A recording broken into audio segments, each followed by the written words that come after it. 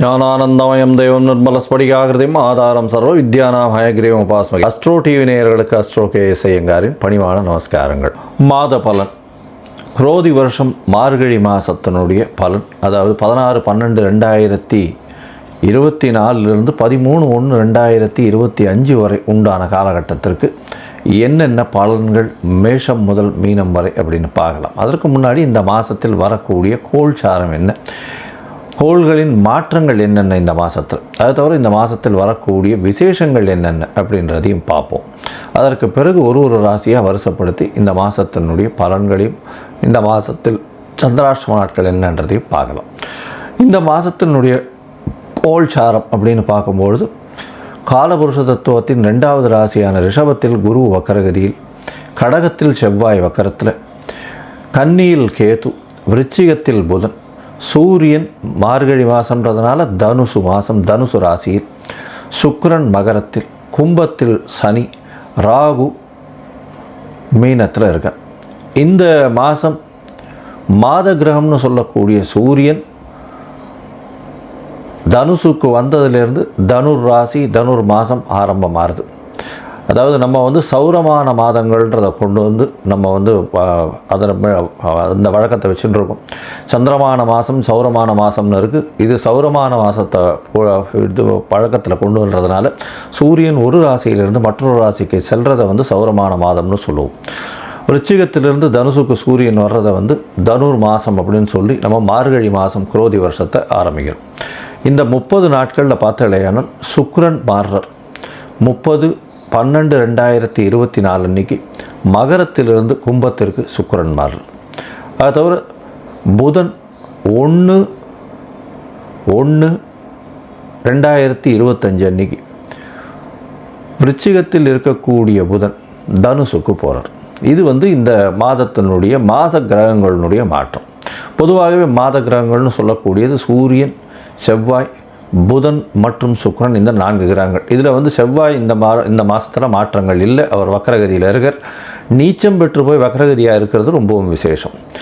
சரி, இந்த மாதத்தில் என்னென்ன விசேஷ நாட்கள் வருது அப்படின்னு பார்த்தாலேயானால் 17ஆம் தேதி 17/12/2024 அன்னைக்கு பார்த்தாலேயானால் இது ஸ்ரீ ரமண மகரிஷியினுடைய 145வது ஆராதனை, அதாவது 145வது ஜெயந்தி அன்னைக்கு.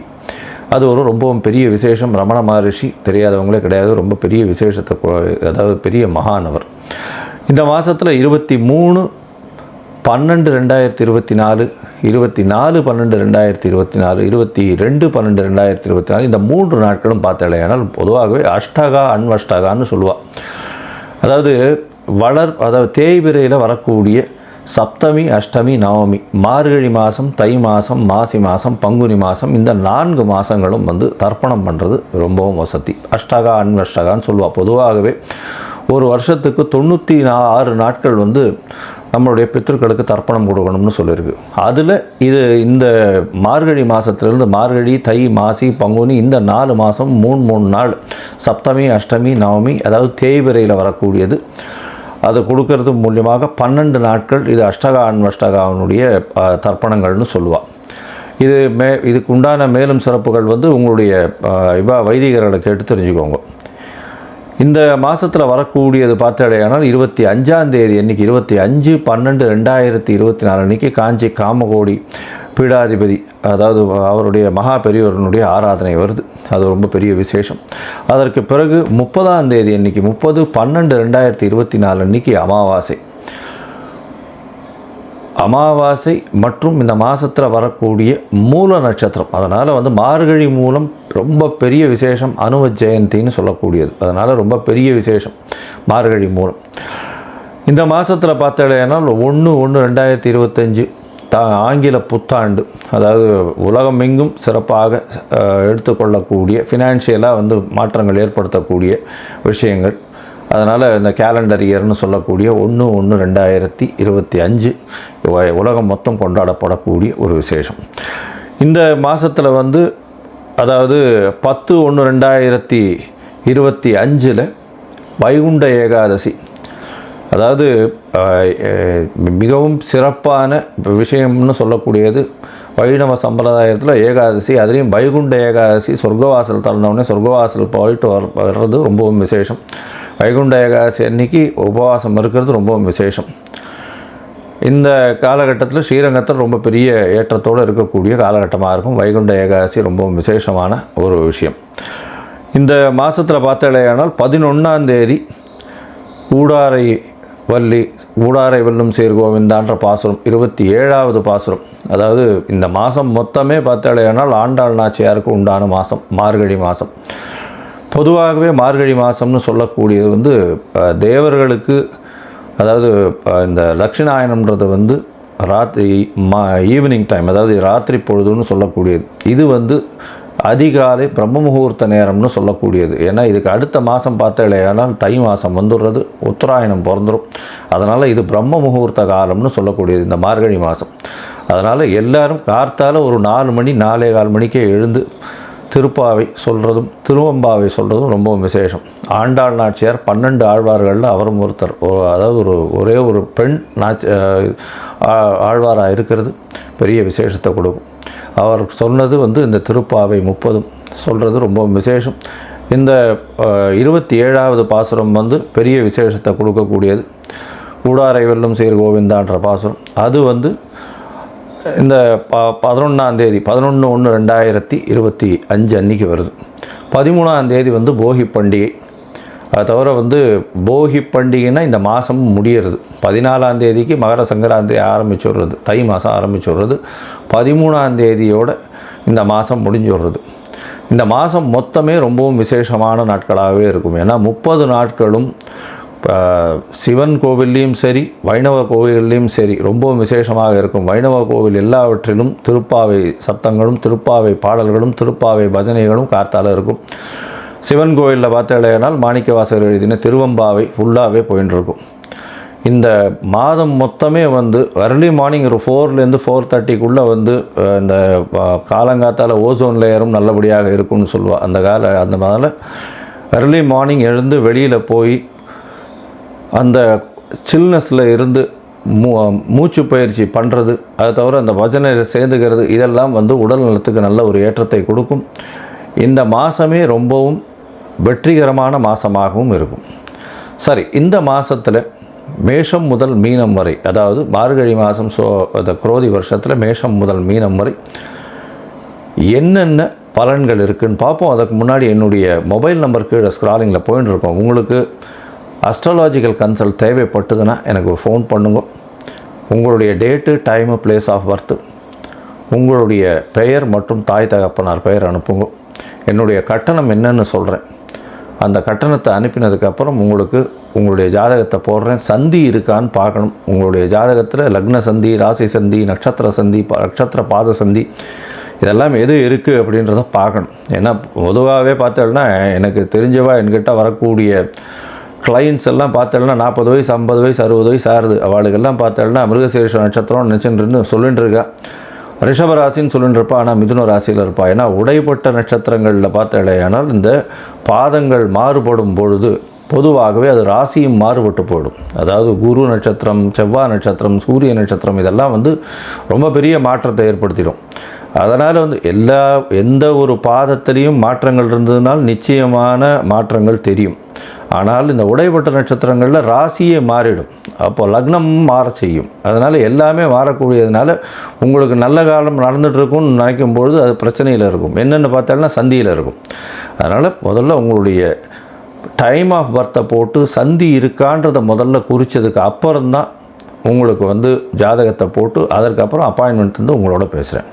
என்ன எளிய பரிகாரம் அப்படின்றதையும் சொல்கிறேன். சரி, இப்போது மேஷம் முதல் மீனம் வரை குரோதி வருஷம் மார்கழி மாதம் எப்படி இருக்குன்னு ஒன்றா பார்க்கலாம். ரிஷபம், கிருத்திகை, ரோகிணி, மிருகசீரிஷம் இந்த 3 நட்சத்திரம் 9 பாதங்களை கொண்ட ராசி. ராசியின் அதிபதி சுக்கிர பகவான் ராசிக்கு 9ஆம் இடத்துல இருக்கிறது விசேஷம். இந்த மாதம் பார்த்தோம்னா மார்கழி மாதம் குரோதி வருஷத்தில் உங்களுடைய ராசிநாதன் 9ஆம் இடத்துல இருக்கிறது பெரிய ஏற்றத்தை கொடுக்கக்கூடிய காலகட்டமாக அமையிறது. ராசிநாதனே 9ஆம் இடம் அப்படின்னு சொல்லக்கூடியது பாக்கியஸ்தானம். நினைத்த விஷயங்கள் எல்லாவற்றையும் அடையக்கூடிய காலகட்டமாக அமைய போகிறது. இந்த 16/12/2024 13/1/2025 வரலும் உண்டான குரோதி வருஷம் மார்கழி மாதத்தினுடைய பலன்கள் பார்க்குறோம். ராசிநாதன் அப்படின்னு சொல்லக்கூடியவர் சுக்கிர பகவான், அதாவது மாத கிரகத்தில் ஒருவர். அவர் பொதுவாகவே இந்த மாத கிரகம்னு சொல்லக்கூடியது சூரியன், செவ்வாய், புதன் மற்றும் சுக்கிரன். இந்த மாதத்தில் பார்த்தாலேயானால் உங்களுடைய ராசிக்கு 8ஆம் இடத்துல சூரியன் மறைஞ்சிருக்கார். அதாவது 8ஆம் இடத்துல தனுசு மாதம்ன்றதுனால 8ஆம் இடத்துல மறைஞ்சிருக்கக்கூடிய காலகட்டம். 4ஆம் அதிபதி 8ஆம் இடத்துல இருக்கிறதுனால உங்களுக்கு மறைவிடத்திலிருந்து, அதாவது ரெண்டல் இன்கமில் கொஞ்சம் அதிகமாக வரக்கூடிய வாய்ப்புகள் நிச்சயமாக உண்டு. அதை தவிர மறைவு இடத்திலிருந்து திடீர் பணம் வரக்கூடிய வாய்ப்புகள் உண்டு. அதை தவிர படிக்கக்கூடிய மாணவர்கள் வெளிநாடு போகணுன்னு பார்த்துட்டு இருக்கவர்களுக்கு நல்ல ஒரு ஏற்றம் கிடைக்கக்கூடிய காலகட்டமாக அமைய போகிறது. இந்த மாதத்தில் பார்த்தாலேயானால் உங்களுடைய ராசிக்கு சப்தமத்தில் புத பகவான் இருக்கார். 7ஆம் இடத்தில் 5ஆம் அதிபதி 7ஆம் இடத்தில் இருக்கிறது விசேஷம். இருந்தாலும் 7ஆம் இடம்ன்றது அந்த விருச்சிக ராசி அந்த அளவு ஏற்றத்தை புதனுக்கு கொடுக்காது. அதனால் திருமணத்துக்கு பார்த்து கொண்டிருப்பவர்கள் சிறு சிறு தடங்கள் வரும். அதற்கு பிறகு திருமணம் கைகூடக்கூடிய வாய்ப்புகள் நிச்சயமாக உண்டு. மார்கழி மாதம் முடிஞ்ச உடனே திருமணம் கைகூடக்கூடிய வாய்ப்புகள் நிச்சயமாக இருக்கும். இந்த மாதத்தில் உங்களுடைய ராசிக்கு 3ஆம் இடத்துல செவ்வாய் நீச்சம் பெற்று வக்கரகதி அடைகிறார். இந்த வக்கரகதி அடைகிறது பெரிய விசேஷம். இதன் மூலியமாக 12ஆம் அதிபதி 3ஆம் இடத்துல வக்கரம் அடைகிறதுனால வெளிநாடு போகக்கூடிய யோகம், அதாவது முயற்சி செஞ்சுட்டு இருக்கிறவங்க, அதாவது வெளிநாடு போகணுன்னு பார்த்துட்டு இருக்கவங்க, படிப்புக்குன்னு போகணுன்னு பார்த்துட்டு இருக்கவங்க நல்ல ஒரு ஏற்றமான காலமாக இருக்கும். பார்ட்னர்ஷிப் பிஸ்னஸில் திடீர் பணம் வரக்கூடிய வாய்ப்புகள் நிச்சயமாக இருக்குது. எதிர்பாலினத்தோர் மூலியமாக திடீர் யோகங்கள் வரக்கூடிய வாய்ப்பும், நண்பர்கள் மூலியமாக திடீர் ஏற்றங்கள் வரக்கூடிய வாய்ப்பும் நிச்சயமாக உண்டு. உங்களுடைய ராசிக்கு 5ஆம் இடத்துல கேது பகவான். கேது 5ஆம் இடத்துல இருக்கிறது பார்த்தாலேயானால் குருவின் பார்வையில், அதுவும் வக்கர குருவின் பார்வையில் இருக்கிறதுனால கர்ப்பிணி பெண்கள் கொஞ்சம் ஜாகிரதையாக இருக்கிறது நல்லது. டாக்டர்களுடைய அறிவுரைப்படி நடக்கிறதும் ரொம்ப ஜாகிரதையாக பொறுமையாக இருக்கிறதும் நல்லது அப்படின்றத சொல்கிறோம். ஏன்னா 5ஆம் இடத்துல கேது இருக்கிறது அந்த அளவு விசேஷம் இல்லை. அதனால் கொஞ்சம் ஜாகிரதையாக இருக்கிறது நல்லது. உங்களுடைய ராசிக்கு பார்த்தாலேயானால் 10ஆம் இடம்னு சொல்லக்கூடிய கர்மஸ்தானம், அதாவது 9-10 அதிபதினு சொல்லக்கூடிய தர்ம கர்ம யோகம் அப்படின்னு சொல்லக்கூடிய தர்ம கர்மாதிபதி யோகம் அப்படின்னு சொல்லக்கூடிய 10ஆம் இடத்தில் 10ஆம் அதிபதி ஆட்சி, அவரே 9ஆம் இடத்துக்கும் அதிபதி. அதாவது சனி பகவான் ஆட்சி பெற்று போயிருக்கார். கும்ப சனி நல்ல ஒரு ஏற்றம் கொடுக்கக்கூடிய காலகட்டம். பொது காரியங்களுக்கு செலவு பண்ணுவீங்க. உங்களுடைய வருமானத்தில் பொது காரியங்களுக்கு இந்த மாதம் செலவு பண்ணுவீங்க. பொது காரியம்னா கோவிலுக்கு, அது தவிர நிறைய டொனேஷன்ஸ் கொடுக்கறது, இந்த மாதிரியான விஷயங்கள் நிச்சயமாக செலவு பண்ணக்கூடிய வாய்ப்புகள் உண்டு. உங்களுக்கு புதிய பதவி, புகழ், அந்தஸ்து, கௌரவம்லாம் வரக்கூடிய வாய்ப்புகள் இந்த மாதத்தில் உண்டு. உங்களுடைய ராசிக்கு பார்த்தீங்கன்னா 11ஆம் இடத்துல ராகு பகவான் இருக்கார். பெரிய ஏற்றம். ராகுவுக்கு வீடு கொடுத்தவரும் வக்கரகதியில் உங்களுடைய ராசியிலேயே இருக்கார் குரு பகவான். இதன் மூலியமாக பார்த்தீங்கன்னா மூத்த சகோதரர்கள் மூலியமாக நல்ல ஒரு ஏற்றம் கிடைக்கும். வெளிநாடு போகக்கூடிய பாக்கியம் நிச்சயமாக கிடைக்கக்கூடிய காலகட்டமாக அமைய போகிறது. இந்த மாதத்தில் பார்த்தாலேயானால் உங்களுடைய ராசிக்கு அதாவது 7ஆம் இடத்துல இருக்கக்கூடிய புதன் 8ஆம் இடத்துக்கு 1/1/2025 அப்போ போகிறார். இதன் மூலியமாக பார்த்தாலேயானால் படிக்கக்கூடிய மாணவர்கள் போட்டித் தேர்வில் வெற்றி பெற்று வெளிநாடு போகக்கூடிய வாய்ப்புகள் நிச்சயமாக உண்டு. வேலை புதிதாக கிடைக்கக்கூடிய வாய்ப்புகள் நிச்சயமாக இருக்கும். உங்களுடைய ராசிநாதனான சுக்கிரனும் 9ஆம் இடத்துலேருந்து 10ஆம் இடத்துல சனியோட சேர்க்கையில் இருக்கார். அது ஒரு நல்ல ஏற்றம். உங்களுடைய ராசிக்கு சனி ஒரு பெரிய யோகர். ஏன்னா ஒரு திரிகோண கேந்திர அதிபதினு சொல்லக்கூடியவர். அதனால் மிகப்பெரிய யோகர்னு சொல்லக்கூடியவர். அவர் ராசிநாதனுடைய சேர்ந்து இருக்கிறதுனால எல்லா விதமான ஏற்றங்களும் வரும். அதுவும் கலைத்துறையில் இருக்கிறவங்களுக்கு திடீர் மாற்றங்கள் வரும். பால் வியாபாரம், அதை தவிர இந்த பால் பதனிடுதல், அந்த மாதிரியான வியாபாரங்கள் செய்கிறவா, அதாவது பாலை திரிச்சு விற்கிறதுன்னு சொல்லக்கூடியது, இந்த பன்னீர், அந்த மாதிரியான விஷயங்கள் வியாபாரம் பண்ணுறவா பெரிய ஏற்றத்தை கொடுக்கும். நெய், அந்த மாதிரியான விஷயங்கள் ஏற்றத்தை கொடுக்கக்கூடிய காலகட்டமாக அமைய போகிறது. 10ஆம் இடத்துல அதாவது சுக்கிரனும் சனியும் சேர்ந்து இருக்கிறது பெரிய ஏற்றத்தை கொடுக்கும். அவரே 6ஆம் அதிபதின்றதுனால தொழிலுக்குன்னு புதிய கடன் வாங்குவீங்க. கடன் மூலியமாக பெரிய ஏற்றம் கிடைக்கக்கூடிய காலகட்டமாக அமைய போகிறது.